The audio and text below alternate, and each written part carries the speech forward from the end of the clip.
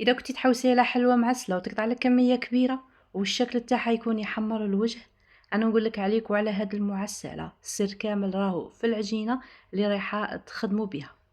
هنا عندي 2 حبات تاع بيض، 250 غرام تاع دهان، شوية لاروم تاع لافاني، ونص كاس تاع زيت.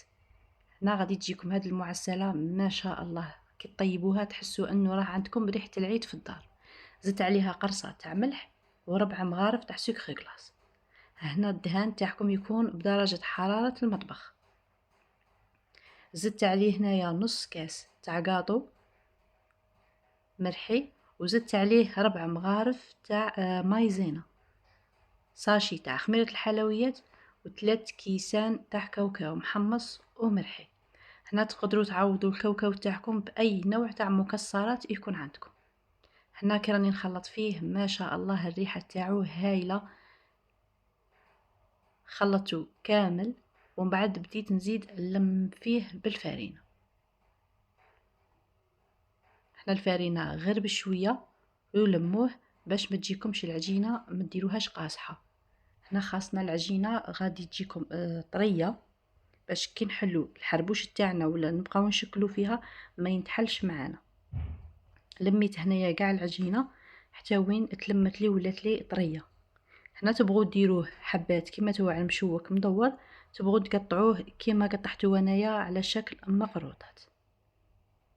هنا بعد ما تلمت لي كامل العجينة ولات لي طرية، هاهنا يتشكل معكم الحربوش بلا ما ينتحل. بقيت انا هنايا نحل فيه. هنا كي تكونوا تحلوا فيه تبغوا ديروا هنا كاوكاو ايفيلي ولا لوز ايفيلي ولا بيستاش، اي نوع تاع مكسرات ديروه وحلوا عليه باش يزيدكم في التزيين تاعه. هنا السمك نتوما تتحكموا فيه، لو كنتو باغينو يجيكم عالي ولا مهود شويه يقطع لكم اكثر من 50 حبه، يعني نتوما تتحكموا في السمك تاعه وفي الحبه تاعو الا كنتو باغينها كبيره ولا صغيره.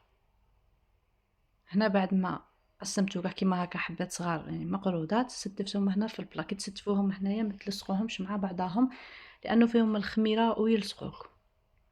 هنا بعد ما وجدته دخلته على الكوشه اللي كنت شاعله عليه من الفوق ومن تحت تا وين يديلكم هذا اللون الشباب الذهبي.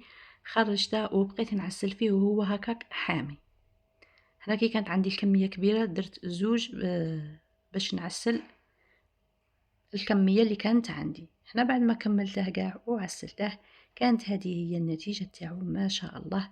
يجيكم هشيش يدوب ذوبان وهو معسل حتى للقلب، يشد معاكم مده طويله.